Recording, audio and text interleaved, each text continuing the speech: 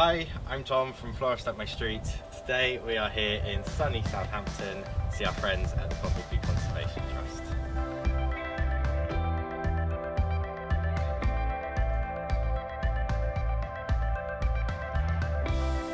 The Bumblebee Conservation Trust was started in 2006 by two really top scientists, Dr. Dave Goulson and his PhD student Ben Darville.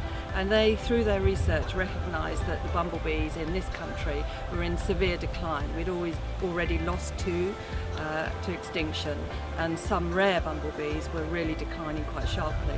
So they started up the Bumblebee Conservation Trust. And there's really two key strands to our work. One is habitat restoration and creation.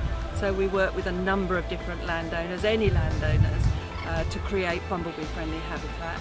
And the other strand is very much raising awareness and education.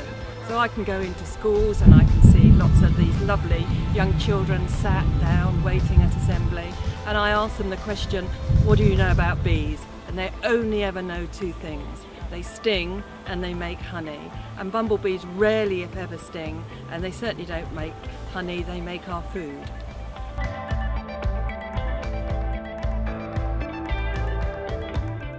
So how can we find out how the Trust is doing? That's a really good question, Tom. Core to our work is our science. We're a science-based, evidence-led charity. And about 7 years ago, when just after we had first started, we introduced our scheme Bee Walk. And this is a scientific methodology monitoring scheme for bumblebees, because every day somebody will ask me, how are the bees doing? And we needed a proper way of establishing how in fact they are doing since we came into being.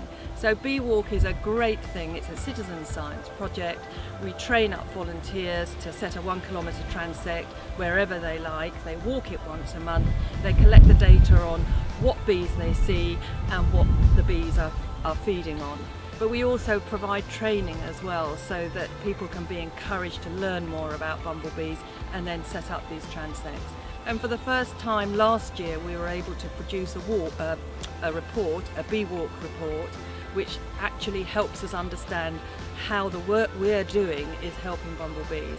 And this year we have just launched our second report, which has got even more information about it. And generally speaking, we have found that our rarer bees are still in decline and our more common bees are at a stable level. So how can people help at home? Oh, that's another really brilliant question. Thank you for asking that, Tom. There are so many things people can do, really small things and quite big things. First of all, if you have young children or children, they are our future generation. They are going to be the ones that are going to start protecting bumblebees. So just be aware that bumblebees are really good, gentle creatures and don't make children scared of them. That's such an easy thing to do. The other thing is think about your gardening.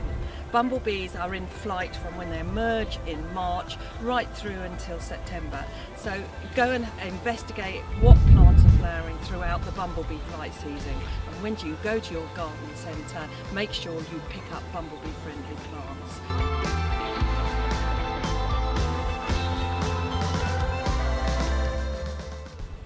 Thank you to Jill and everybody at the Bumblebee Conservation Trust for all their help today. If you want to find out more, follow the link below to their website.